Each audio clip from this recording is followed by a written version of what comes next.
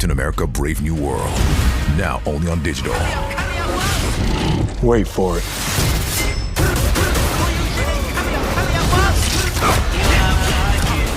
With exclusive bonus features, including deleted scenes. The world is in chaos. It's my job to fix it. I bet you break easy. Not that easy. Captain America Brave New World. Buy it now only on digital. Boom, there you go. That was a trailer for Captain America Brave New World, streaming right now on digital and arriving on 4K Ultra HD and Blu-ray on May 13th. I'm Kuya P. This is Nerds Rule the World. Joining me to talk all things A Brave New World is a legend. I am so honored. Carl, I have been a fan since your Mantis days, since you being Martian Manhunter. As a nerd of color, we had very few representations of us as heroes, and you are a legend to me, sir. So when you were cast as Isaiah Bradley, there was no one better. There was no one that fit to be Isaiah Bradley more than you, and it is an honor and a pleasure to talk with you, Carl. So in regards to that, I have to ask out the gate, as a super nerd and a fan of Truth, the comic that spurned this character into the Captain America universe, did you actually read that once you were booked in preparation for this role at all? Absolutely. And I would say I probably read it. Well, I'll say I've read it at least 10 or 12 times. And once the film opened, I read it again because I kind of wanted to see where my Isaiah lay inside that story. And I thought that not simply my work, but the work that Julius Onah did and the work that the Marvel team did really honored what they had begun with Truth and what we carried on with Falcon and the Winter Soldier. So I was very, very pleased. That's awesome to hear. Shout out to Kyle Baker, who worked on The Truth as well. Just phenomenal work as as a creator of color. We put our stamp on things, and I think this message shows it even more. And to me now, in the world we're living in, how important it is for representation of us and what we've done for this world. Working with Anthony Mackie, who I had the pleasure of working on Winter Soldier. I was a background extra when he debuted as the Falcon. What was it like meeting him and interacting when you worked on Falcon and the Winter Soldier? Well, we had met and worked together prior to Falcon and the Winter Soldier, and it was just like it was in those other encounters. I have a tremendous respect for Anthony. Anthony is a very funny man. So he makes me laugh. It's very enjoyable to be in a work situation with him.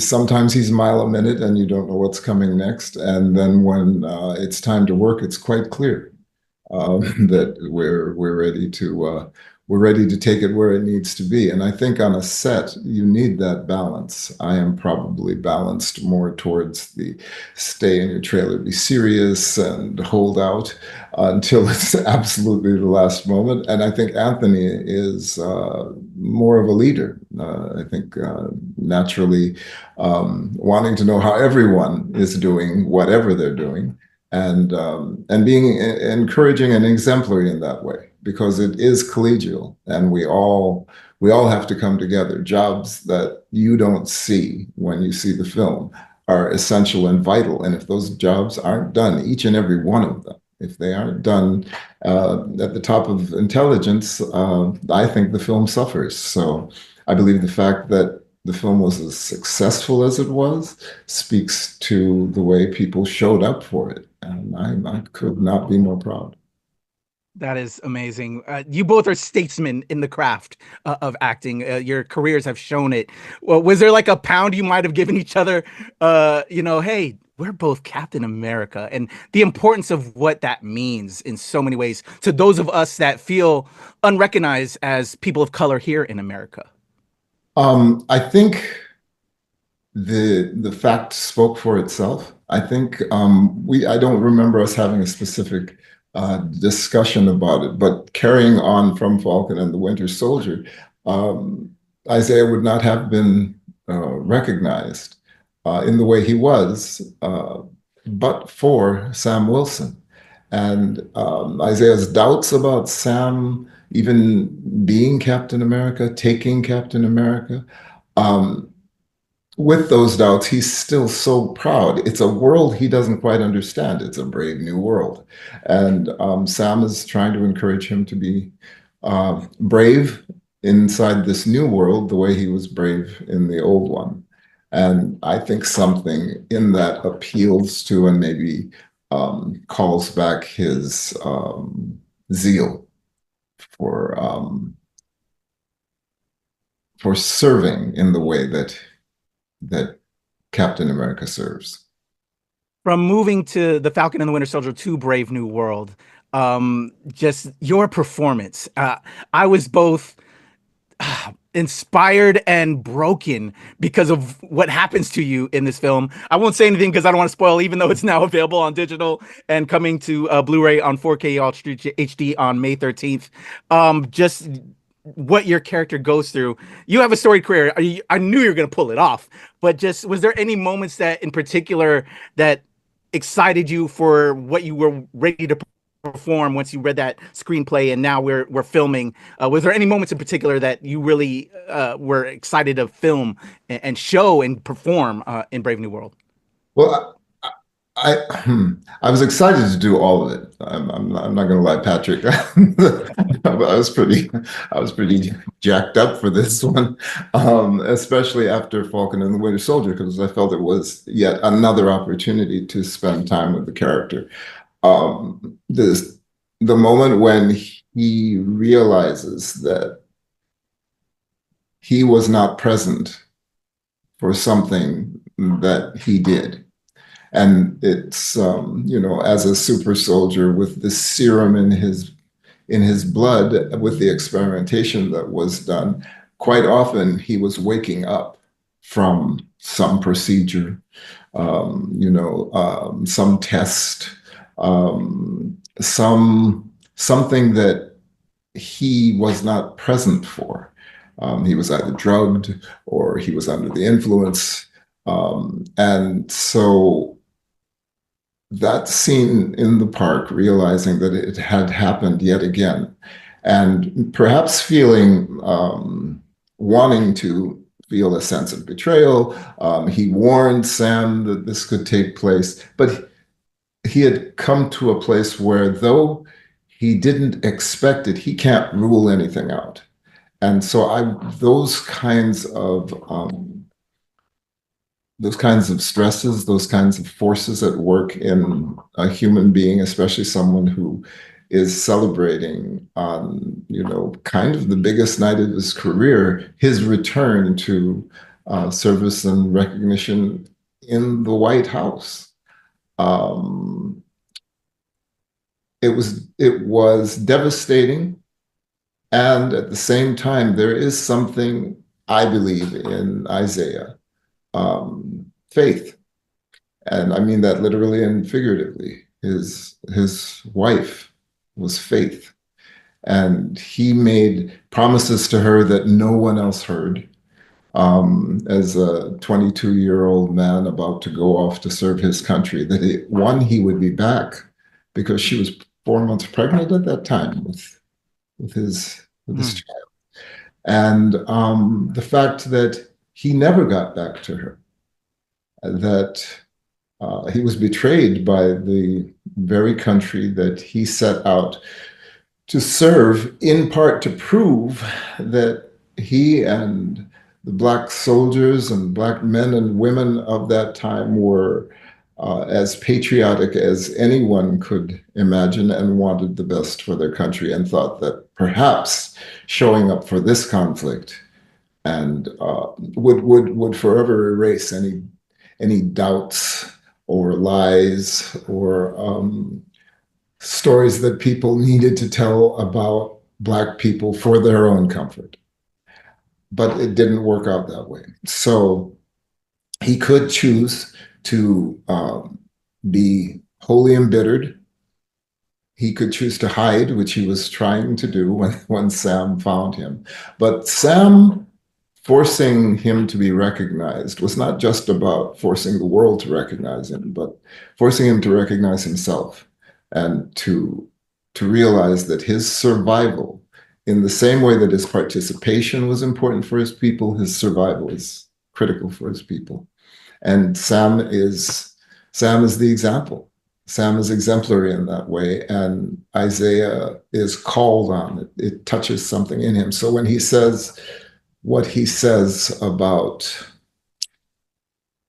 no black man should really want to be Captain America, there is a deep hurt in that. And perhaps he doesn't believe those words as much as he thought he did, because Sam turns him around.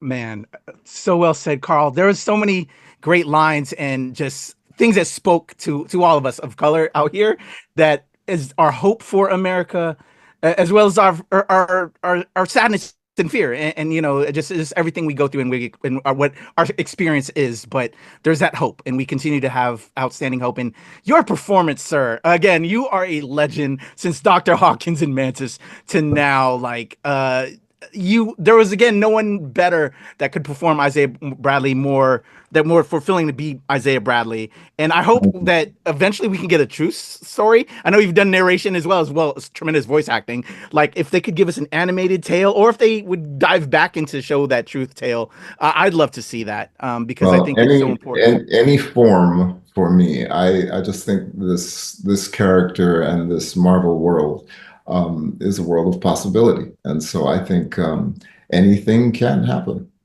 I hope so. Carl, it is an honor and a pleasure to speak with you. Thank you so much for your time. My pleasure. Congratulations on this film, and I hope we get more of you as Isaiah Bradley in the MCU. Thank you so much, everybody. Well, if I could just say one thing, which is, please. I would encourage everyone to read it. That's my to read it, because I think it's a beautiful read, to read it because I think it tells you a more complete story of Isaiah and these brave individuals, but to read it because reading is key. And it should not be lost on us that as enslaved people, the worst thing you could do is learn to read. The worst thing you could do is become educated, because that made you useless as a tool. So everybody get out there and, pick up your readers if you need them, sharpen your eyeglasses, find a corner, get truth and read it. Well said. Kyle Baker, the writer artist on Truth is a Friend. So shout out to Kyle Baker. Read the truth, y'all. Robert Morales. I mean, the quote that I loved was his when he said when he pitched it, and he was surprised that Marvel said yes. I think that it speaks to both he having the courage to do it and Marvel having the sight to turn it into what it's turned into and what we have been privileged to carry forward. So amazing. Yeah. Many thanks. Thank you, Carl. I love you, man. You're a legend, and it's such an honor to speak with you today, sir. Such an honor. Everyone, Carl Lumbly is Isaiah Bradley. He's a legend in Captain America Brave New World. It's available on digital right now, as well as 4K Ultra HD Blu-ray on May 13th. I'm Kuya P. This is Nerds Rule the World. Thank you so much. There's a cut, sir. All right, sir.